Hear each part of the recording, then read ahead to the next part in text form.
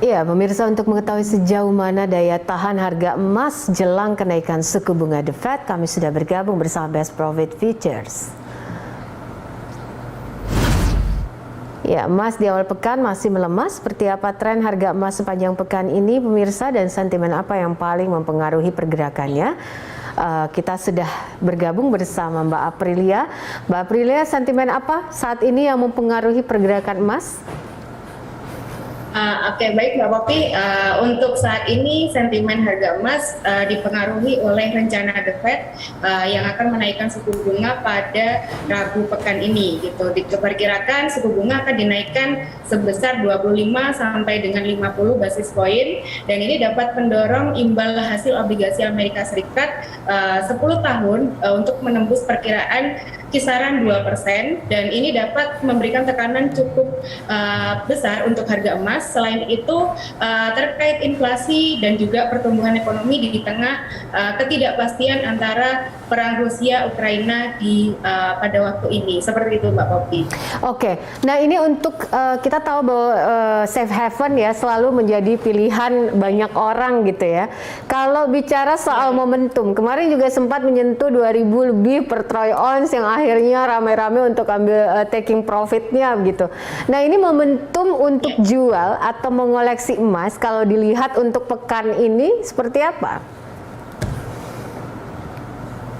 Oke, baik untuk pekan ini atau untuk saat ini momentum yang cukup bagus sebenarnya untuk membeli emas ya, karena harga sudah mengalami koreksi atau penurunan cukup tajam sekitar 130 poin. Jadi seperti itu, Mbak Poppy. Oke. Untuk harga minyak mentah sendiri untuk hari Senin kemarin kita lihat terjadi koreksi ya, Mbak April, sampai 7% gitu. Ya, betul. Nah, kalau untuk pergerakan CPO dilihat dari short term atau paling tidak dalam pekan ini bagaimana? Oke, kalau untuk harga minyak sawit sendiri ya, atau minyak sawit mentah atau CPO, kembali anjlok pada hari Senin, melanjutkan tren penurunannya pada pekan lalu, di mana harga CPO diproyeksikan akan menyentuh MYR 9.300 per ton, yang mengacu pada data definitif pukul 9.45 WIB pada Senin kemarin, dengan dibanderol harga CPO sendiri di level MYR 6.468 per ton, atau ambrol atau terjadi penurunan 3,56%. Selang beberapa menit kemudian harga CPO sendiri terkoreksi lebih dalam hingga 3,88%, dan saat ini untuk minggu ini khususnya harga CPO akan bertahan di level MYR 7.000 per ton. Seperti itu, Mbak Poppy, untuk CPO sendiri. Ya, kalau dengan kebijakan DMO 30% ini dan juga kebijakan DPO saat ini, bagaimana Anda merekomendasikan CPO untuk investor sendiri, Mbak?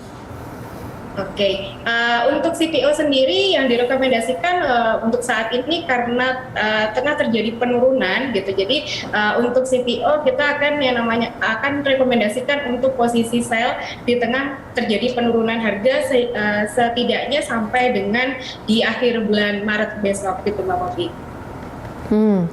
Oke. Bagaimana dengan komoditas lain ini seperti kopi misalnya, kakao, atau misalnya dengan peralihan musim saat ini?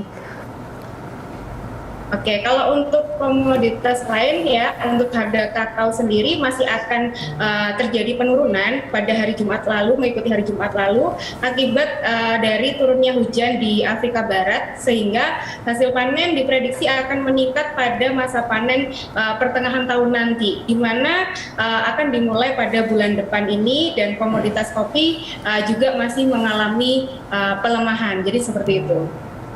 Oke, baik. Terima kasih Mbak Aprilia untuk informasi dan analisisnya. Aprilia Pratiwi, Senior Analis Best Profit Futures Malang.